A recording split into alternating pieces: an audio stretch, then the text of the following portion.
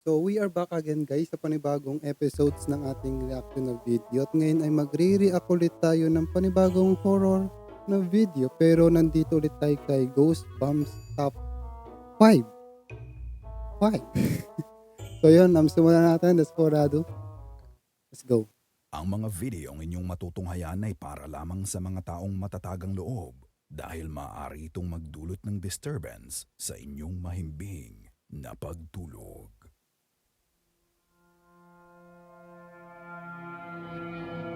Ano naman to? Hmm. Meron na namang lumilipad. May lumilipad-lipad.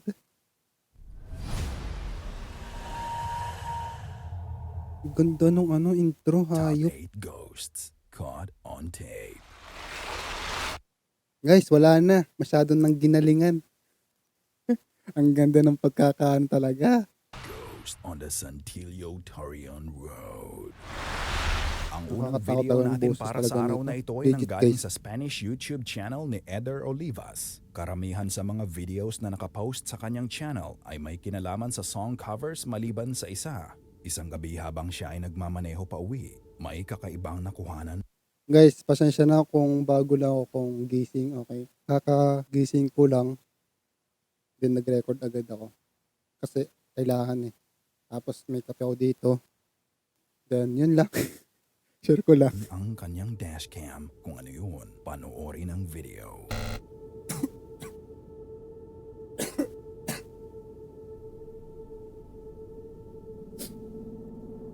Ayon kay Eder, habang binabaybay niya ang kahabaan ng Santillo Torion Road sa Mexico, ay may nakita siyang isang babae na tumatakbo ng sobrang bilis.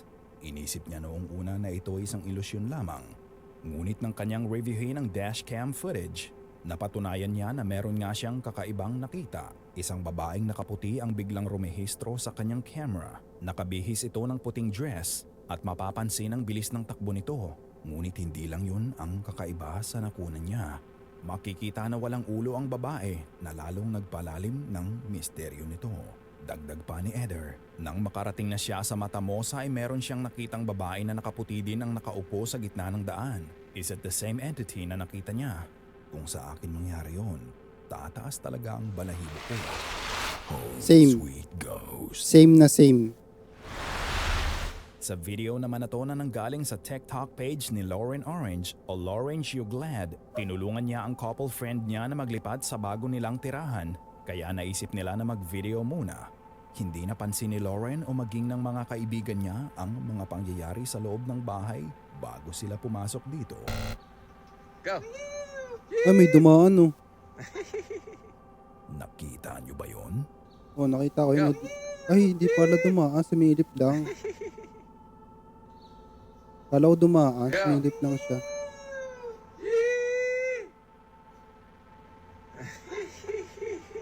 Pansin kaya nila yun? Go. Yung mismo yung Bago mismong pumasok ang mga nagbibideo. kaibigan ni Lauren sa bahay ay may makikita ng isang nilalang ang nasa loob nito. Nakasilip at tila pinagmamasdan sila. Mahaba ang buhok nito at nanlilisik ang mga mata. Nakakapangilabot ang itsura. Hindi lang pala ang couple friend ni Lauren ang titira sa bahay na ito. Dahil bago pa sila ay meron na palang ibang nakatira sa bahay. Hindi nga lang tao, kung hindi isang maligno. Maaaring ito ay isang gawa-gawa lamang, pero mga ka-goosebumps, kayo na ang bahalang humusga. Phantasma. Isang video ang ipinost sa TikTok page ni Mausan TV. Ang kanyang account ay dedicated sa mga aliens, UFO phenomenon at paranormal. Nito lamang February 23, 2022 ay may nakuhaan ang isa sa mga CCTV na nakakalat sa siyudad ng Mexico. Ito ang buong video.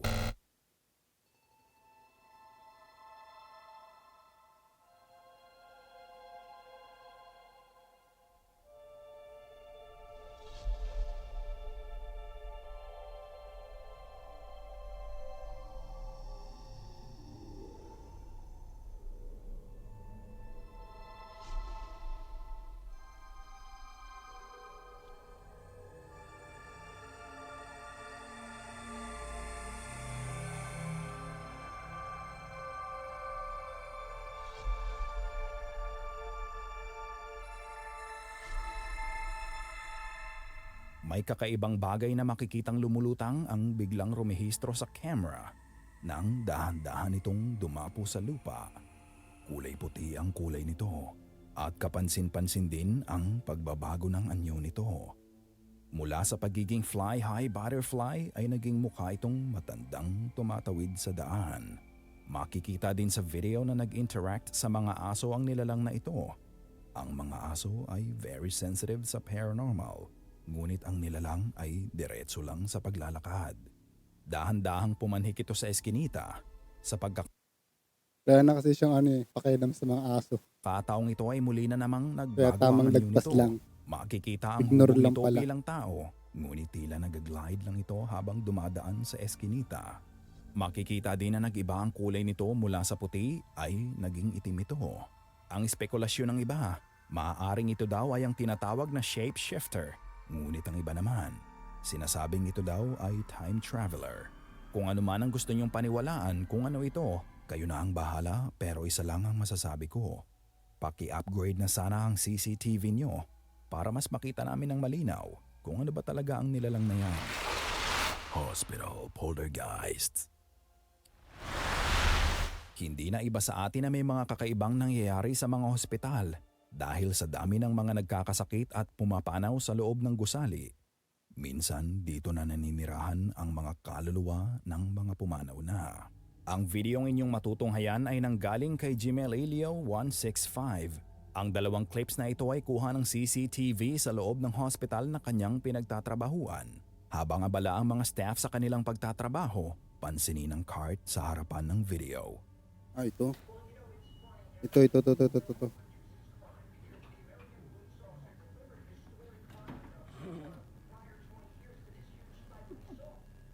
Kusa na lamang itong gumalaw kaya napatigil na lang sila sa kanilang ginagawa. Hindi sila makapaniwala sa kanilang nakita. Mahirap na sabihin prank lamang ito dahil sino Ikaw pa ba ba ang naman? makakaisip ng ganitong prank sa ospital? Sabi ng iba sa comment. Maaaring multo daw ng dating nurse ang nagtulak sa cart. Ginagawa pa din niya ang kanyang trabaho kahit siya ay pumanaw na. Ang susunod naman na video ay nangyari naman sa loob ng laundry room. From here.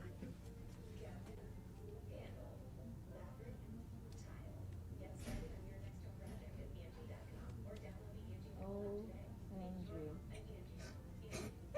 No way. Lag, No way. ano yun?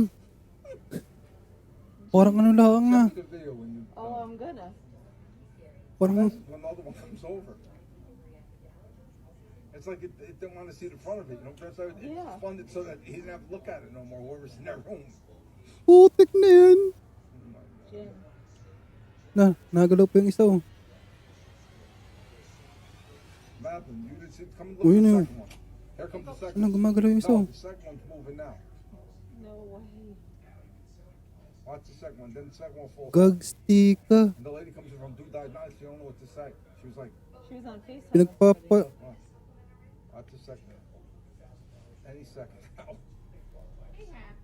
Look, here goes. Medyas naman Happen. yun. This does not happen. Look, the ghost. Look. Imposible na may tao dun sa ano na yun, sa likod na yun. It's spinning the cycle. It's got to be spinning. There's No no way. way that Isn't that that's bolted spin. out? There's no way. I don't care if it's bolted or not. They don't spin like that. Mine ain't bolted in my house. Mine don't come and walk around my living room. Look, That's true. look how that one just came out. How'd it come out like that? Aba, That was pushed out. I don't care Yeah. what nobody says. You can tell me whatever you want. Me too. I can't wait to show everybody.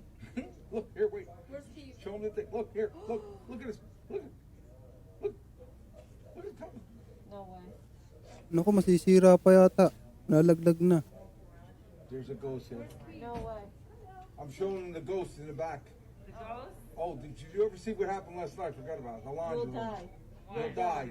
The laundry, all the laundry things in there, they just start moving. They just start coming out and moving and going in circles and what you call it. No. Come and look. Yeah. But it's crazy. I No, never saw this anything like makes it in my no whole sense. life. Makikita sa video ang paggalaw ng mabibigat na washer at dryer machine. Nagsimulang gumalaw ang washing machine sa gitna. Umikot Mabigat ito yan, ng guys. isa. Hanggang maya-maya pa ay tuluyan ang nakatalikod ang makina sa camera. Makikita din ang stack washer and dryer na sandali itong nag-shake. hanggang ito ay parang hinila papaloob ng kung anumang puwersa. Makalipas ang ilang segundo ay unti-unti na din itong umikot ng mag-isa katulad ng nauna, hanggang sa agresibo itong hinatak papalabas sa kinalalagyan nito. Hindi Grabe, ang lakas basta-basta naman nun. nakakagalaw ang ganitong makina dahil sa bigat nito. Kailangan ng matinding puwersa para dito. Ngunit sino ang nagpapagalaw sa mga makina kung wala namang taong makikita sa video? Kayo na ang bahalang humusga. Don't touch me there. Isang pamilya sa Japan ang nagbakasyon. Hapon ng mga oras na iyon nang maisipan ng pamilya ang magpakuha ng video sa ilalim ng isang puno. Hindi natin alam kung saan mismo ang lugar na ito sa Japan dahil na din sa kakulangan ng impormasyon ito. Makikita ang dalawang chikiting sa video. Nagbibiroan pa ang magkapatid. Ngunit pagmasdan nyo ang susunod na mangyayari. えぐいえぐいえぐいえぐいえぐいえぐいえぐい待って待って待ってマジでやばいマジでやばいマジでやばいマジでやばいマジでやばい足足足足ちょっ早く俺も時間ないから早くして。と待ってちょっと待ってちょっと待って Na mayroong kamay sa hita. ちょっと待ってちょっと待ってちょっと待って本当に見間違いなかった。マジでやばい Habang binivideohan ang mga bata at habang sila ay striking a pose, nagulat ang kumukuha ng video sa kanyang nakita. Biglang may lumabas na kamay at humawak sa isang hita ng bata sa kaliwa ng video. Walang makikitang kahit sino ang andon sa mga oras na yon kung hindi silang tatlo lamang. Wala ding makikitang tao sa likod ng puno kung saan pwedeng magtago ang tao. Kaya nang lapitan niya ang bata, naglaho na din ang kamay na nakahawak dito. Chinek nila ang kanilang surroundings at wala naman silang nakita. Ang masaya nilang pagvivideo sana ay napalitan ng takot at kaba. Ang nakita ba ay kamay ng multo o masamang elementong nais saktan ng bata? Is it real or fake? You decide. Makikita ang video na to sa TikTok ni darksecret_37. Pushed. Tulak. Ang susunod na video ito ay Tulakin kuha ng mo. isang security cam sa loob ng isang clinic sa Chile. Ang babae sa video ay si Cecilia Carrasco. Palabas na sana sila ng building ng kanyang anak nang mangyari ang insidente.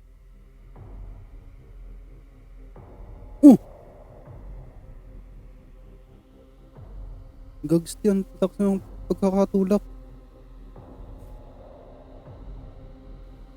Bago kang ulo nun. Naglalakad si Cecilia at ang kanyang anak papalabas ng gusali nang biglang siya ay bayolenteng itinulak ng unknown force. Sa lakas ng pagkakatulak sa kanya ay napahiga na lamang siya sa sahig. Makikita sa video na walang kahit sino man ang malapit sa kanya nang mangyari ang insidente. Ayon kay Cecilia, naramdaman niya na merong tumulak sa kanya. Ngunit nang pagtayo niya para tingnan kung sino yun, ay wala naman silang ibang nakita. Natakot siya dahil naalala daw niya ang horror movie na napanood niya kung saan ang multo ay paulit-ulit na sinasaktan ang biktima nito. Sa lakas ng pagkakatama ng ulo ni Cecilia sa sahig, she had to be Sabi niya taken to the hospital in an ambulance. Sa kanyang latest interview sa isang news sa Chile, naghilom na ang mga sugat na kanyang natamo sa kanyang pagkakabagsak. Ngunit nananatili pa din sa kanya ang takot na baka isang araw ay muli siyang balikan ng multong nanakit sa kanya. The Extra. Sabi na malakas ang pagkakabagsak eh. Ang susunod na video na ito ay nanggaling naman sa TikTok account ni Zozer147. Nakasanayan na ng kanyang pamilya ang manood ng sama-sama sa gabi. Isang beses habang sila ay nanonood ng kanilang paboritong palabas na Narcos sa Netflix. Sa gitna ng kanilang panonood ay meron silang napansin na kakaiba sa isa sa mga episode nito. Kung ano ang kanilang napansin, sabay-sabay nating panoorin. Esta escena está grabada donde murió Pablo Escobar, ahí en ese tejado. Y mirar lo que ocurre. ¿Veis? Mirad. Mayroong eksena sa palabas kung saan malinaw na unti-unting nagmamanifest ang isang transparent figure sa bubong ng isang bahay. Parang isa itong figura ng tao na dahan-dahan sa paglalakad. Ngunit dahan-dahan din itong naglaho sa kawalan.